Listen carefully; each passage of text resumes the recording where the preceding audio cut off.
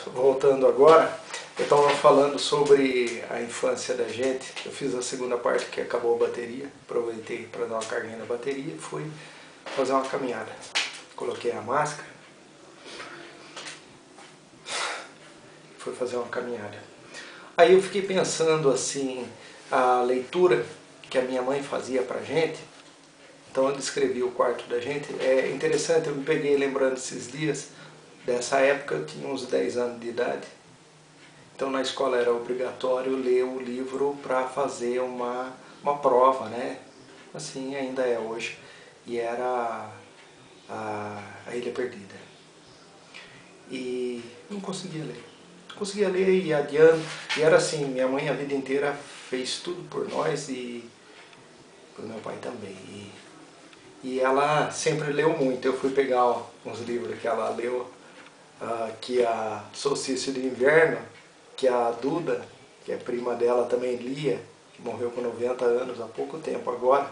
Normalmente tem uns 82 anos e ela lê essas coisas aqui de quase 700 páginas. Lê e relê e vai. E tem um outro aqui que ela está lendo agora, que também era da prima dela, da Duda, que lia muito. Também são livros grossos, a marquinha aqui, ó. Que linda, né? Poxa. E eu fui pegar, falei, puxa, vou falar dela, né? Da minha mãe lendo. E ela lia, sentava na beira da cama, eu fui lembrando como que era o quarto. A gente era criança, o Murilo era mais velho, o Marcelo 1 ano e meio mais novo, eu tinha uns 10 anos, o Murilo uns 13, 14, uns 13 anos, o Marcelo uns 8 e meio. Todos nós escutávamos, eu precisava fazer prova. Então ela, a noite inteira, pra gente era a noite inteira, mas a gente sabe que um livro desse deve dar umas 2 horas de leitura, né? E ela lia, ela sentava e a gente escutava. E eu escutava porque eu precisava fazer a prova, minha mãe lia inteirinho para mim. Que mãe faz isso para os filhos para a escola, né? E que filho vagabundo que eu era, né? Aí eu fiquei mais velho, fui para o exército com 18 anos, gostava de desenhar, precisava melhorar os roteiros, e a ideia de roteiro de história em quadrinho, a ideia do ator.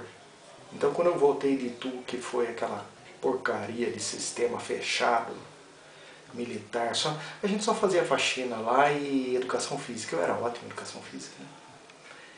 E obedecia a ordem, toda aquela coisa hierárquica, assim, terrível. Bullying. Eu comecei falando de bullying, é bullying. Então, a minha reclamação é isso. Primeiro, ignorância, bullying e um sistema onde não se pensa. E na caminhada que fui fazendo, pensei assim, como melhorar a sua leitura? Primeiro, consciência. A gente tem que estar consciente. Aí a gente está vivo. Se a gente está com estresse, estafa, não consegue nem pensar. Qualquer coisa que emociona, a gente fica mal, a gente tem que ficar quietinho, doente, está doente. Então, a gente tem que ter consciência das coisas. Aí eu estou vivo. Se eu estou doente, eu perco essa consciência. Eu não suporto ler muito tempo. Eu não aguento ficar concentrado. Eu não escuto um professor, alguém falando, eu não tenho paciência. Eu estou tudo de saco cheio, eu não aguento mais. Então, a leitura, ela pede que desenvolva várias coisas. Então você tem que estar bem, você tem que ter dormido bem, ter comido bem, tem que estar bem. Tem que ter um motor que vai fazer a leitura. A leitura tem uma função, ela é funcional. Então o Paulo Freire fala que para aprender, para alfabetizar, a pessoa tem que ter um sonho. Tem que ter um sonho, o motor é isso. Então, se a gente procura aqui no YouTube como melhorar tal coisa, como aprender a fazer tal coisa, esse é o motor, é o sonho da gente. Eu quero ser bom, quero aprender a fazer isso bem feito. Né? A leitura também, ela tem uma função, inclusive, de oralidade, de consciência, de entendimento, de oralidade, porque ela é palavra, por exemplo, o deficiente visual, a leitura é feita com o ouvido. A leitura. Então a leitura é consciência, consciência é estar vivo. Então a inclusão, essa coisa do Paulo Freire de ter essa visão assim que as pessoas têm que ter um sonho, têm que se alfabetizar para ser incluída nos direitos. humanos, defender os seus direitos, daí já é ideológico. Perfeito, objetivo da educação, é isso mesmo. Então, quando a gente lê, falando da mamãe, né? Então ela lia para mim. Ela deu o exemplo, eu escutava, ela ainda tem fitas gravadas que ela lia também para o meu pai prestar o concurso público. E além dela trabalhar, cuidar dos filhos, ela gravava em fita cassete, ainda tem. Ainda vou decodificar e vou colocar no canal ainda minha mãe lendo quando ela era jovem. Jovem que eu falo, ela devia ter 30 e tantos anos, 40, 39, 40 anos. Eu tenho 50 hoje, ela tem 82. Então, para mim, vai ser muito interessante escutar a leitura. Ela ainda lê em voz alta para mim umas coisas, tem o gosto, né? Então, eu tenho uma função. E a gente queria escutar ela ler. Eu precisava. Para uma prova, era obrigado. Então, ser obrigado a ler destrói a leitura. Você tem que ler com prazer. Ah, isso que eu ia... Peguei os livros no caminho e pensei, ler com amor. Minha mãe lia com amor. Então, você tem que ler com amor. Um assunto que te toca emocionalmente. Deixa a emoção vir. Então, eu gravando vídeos, eu vejo assim, às vezes eu gravo alguns poemas, e no teatro falavam assim, tira esse tom choroso da voz. Aí eu ficava pensando, poxa, mas eu estou sentindo. Aí falava, tira esse tom. Por quê? Atrapalhava a comunicação do entendimento das palavras no teatro, né? E ficava muito chato e irritante. Mas eu ainda acho que ele foi mau professor e que na verdade não é assim. A gente não é um defeito de amador, um vício, o tom choroso.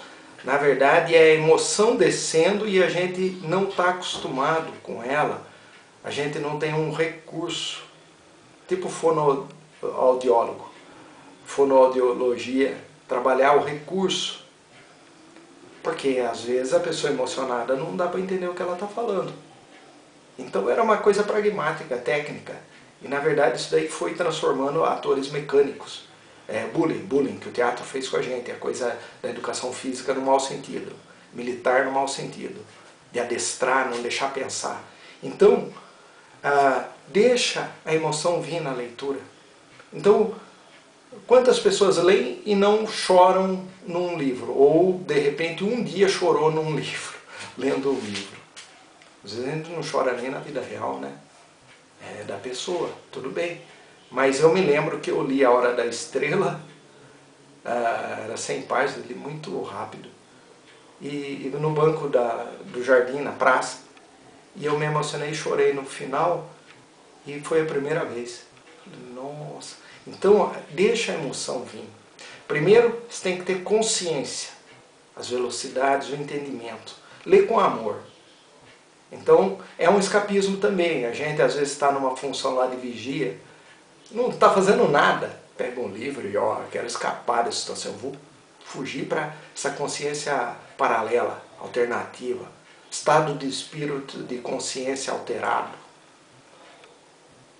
Fazer isso com amor, sonho. Né? Então, minha mãe lia com amor, você tem que... Deixa a emoção vir também.